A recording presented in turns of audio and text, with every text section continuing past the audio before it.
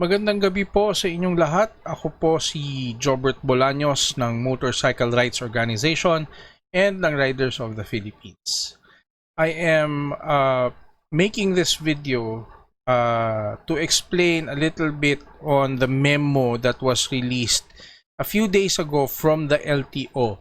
Ito po yung announcement ng LTO regarding Doble Placa in a form of a memo na ginawa nung July 1 but was posted by LTO nung July 3. Nagkaroon po ng copy ang ilan nating mga netizens nung July 2 kaya nailabas ho ito ng medyo maaga-aga. So it was intended after LTO got the approval. So anyway, that's a different story. But right now, let me explain first kung ano yung nilalaman ng memo and base na rin ho ito sa pinag-usapan namin ni Asek Galvante regarding it. So the memo that was released, that was created on July 1st, 2020. Okay, ito po yan. This is directed to all regional directors, all assistant regional directors, and all concerned officials and employees of the LTO. The subject is the deferment of the implementing rules and regulations or IRR of RA 11235 or the Motorcycle Crime Prevention Act, dated July 1st, 2020. It says, and I quote, "In view of the non-availability of the motorcycle plates and decals compounded by the continuing health crisis brought about by the COVID-19 pandemic, necessitating the imposition of quarantine measures throughout the country resulting in the limited operational capacity of our offices, the previous instruction to defer until further notice the implementation of the IRR's plate provisions or those which relate to the requirement of motorcycles to have number plates at the front and rear is hereby formalized." Ang ibig sabihin po niyan, any provision that talks about the plate or yung kawalan ng plate or any violation on the plate, wala hong implementation sa part na yan. Walang mape-penalize, walang huhulihin kasi unang-una hindi pa naman ho nila na i-release yung mga plaka sa atin. Pangalawa, hindi pa ho nila natatapos yung paggawa nito. So meaning may problema pa sa pagpasok sa supply pero umaandar na ho yung manufacture ng mga plaka natin. So until such time na naibigay na yung plaka, that's the only time na mai-implement na nila yung provisions regarding dun sa plaka mismo or sa decal sa harap. Okay, it doesn't mean na the law is suspended. Hindi po ginamit sa memo na to ang word na suspension. The law is not suspended. Okay, so this first paragraph only talks about the plates. It's not yet available, so hindi pa sila manghuhuli o wala pang ipe-penalize sa kawalan ng plaka, okay, sa likod at decal sa harap. Pero make sure na hanggat wala yan, guys, dapat meron kayong temporary plate sa inyong mga motor. Huwag kayong magpapagawa ng decal o nung bagong plate size kahit kanino. LTO lang ang pwedeng magbigay niyan sa inyo. Okay? So let's move on to the second paragraph. Further, it is also directed that the periods in the IRR for the mandatory updating of records, specifically 1. The reporting of the sale or disposition by the owner of a motorcycle to the LTO within 3 days upon such sale or disposition, and 2. The registration by the new owner of the new motorcycle within 5 days from acquisition of ownership shall be extended for a period of 60 days from this issuance. Uulitin ko yung part na yon. Shall be extended for a period of 60 days from this issuance. to allow the owners ample time to process their transactions while observing the social distancing and health and sanitary protocols for guidance and strict compliance.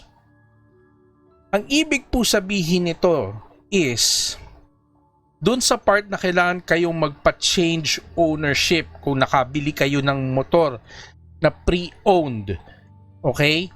Yung hindi sa inyo mismo nakapangalan or hindi nakapangalan sa kamag-anak, sa asawa, sa ka-live-in, sa kaibigan na nagpapagamit sa iyo ng motor, sa opisina na pinapasukan mo or pinagtatrabahuan mo, or maski sa kliyente na nagpapagawa sa iyo, for example, ng motor. Yun lang kasi yung exemption. Kapag may binili ka ng motor from a different party, at ikaw na ang bagong may-ari na ito, you are obligated by law to transfer ownership to yourself.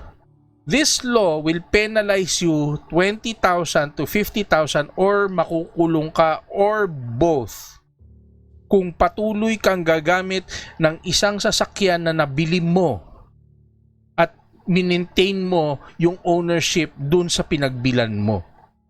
Alright? So yun ho yung tatamaan yan. So ano ibig sabihin ng extension na ito?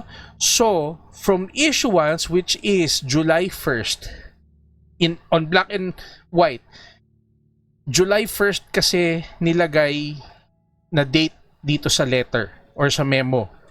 So from July 1, kung dyan tayo magsisimula ng bilang, ang deadline ng 60 days is September 1.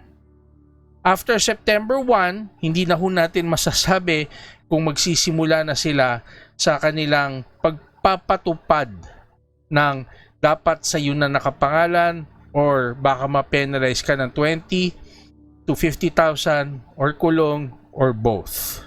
Alright?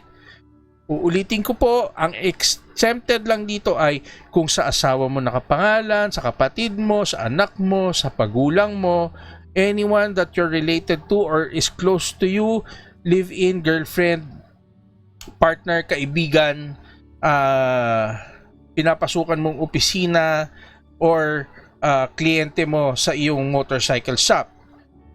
Kasi sometimes, di ba, nagte-testing tayo ng motor. But yung 60 days na to can be interpreted in two different ways. One, date sa papel. Two, kung kailan ito pinost ng LTO sa kanilang page. So, pinost ito ng July 3. Okay? Pero sinulat ito ng July 1. Okay. So, regarding the letter, alright, this is based on the LTO's initiative. Wala pong taong nag-influence nito, wala pong humingi nito, matagal na po nila itong pinag-uusapan, pero kailangan kasi yan may approval from the department that is above LTO, which is DOTR. Hindi pwede na gumawa ng issuance or memorandum ang LTO nang hindi ito inaaprubahan ng DOTR. So that's why it only came out now. But in any case po, okay, no one influenced this. Sila mismo sa LTO ang nakaisip po nito. Alright? So, not even us, not even ROTP, not even MRO na laging nakikipag-usap sa LTO can claim, okay, influence or ownership of this one. Alright? This is all on LTO. Ginawa po nila ito kasi dahil nga sa kalagayan natin sa COVID. Ang LTO po ay tagapagpatupad lang ho ng batas. Hindi po sila ang gumagawa ng batas. So, in any case, they gave us an extension. Alright? May oras pa tayo hanggang September 1 or September 3. Whatever the date would be or should be. Pero mas maganda nang isipin nyo na lang na ang deadline natin is 60 days mismo from the date on this letter, which is September 1. So, dapat by that time, naasikaso na natin yung change of ownership natin. Okay? I hope that is very clear to everyone. And kung may katanungan po kayo sa Motorcycle Rights Organization group, nakapost po doon sa announcement at nakapin pa yung frequently asked questions regarding RA 11235. All questions have been answered and meron pa dun guide kung paano kayo magpapa-change ownership. May links po doon. Make sure to check it out. Again, it is in Motorcycle Rights Organization. Or if you want, you can look at my wall, pero medyo natabunan na po kasi yung post ko na yan. Sa MRO, mas madali siyang hanapin kasi pag enter mo ng group ng MRO, makikita mo na kaagad dyan sa announcement, nakapin pa siya, yung FAQ. So yun na po yung clarification sa memo na to. I hope it serves you well. I hope it helps you. And para do sa mga natatakot at kinakabahan na baka maghuli na, okay, we still have until September 1st before anything happens. Okay, hopefully, sana madagdagan pa kung sakasakaling kukulangin pa rin yung ibang tao. Pero wag ho kayo mag-alala. Once na masimulan nyo yung process, may binibigay naman ho sa inyo na i-file nyo na.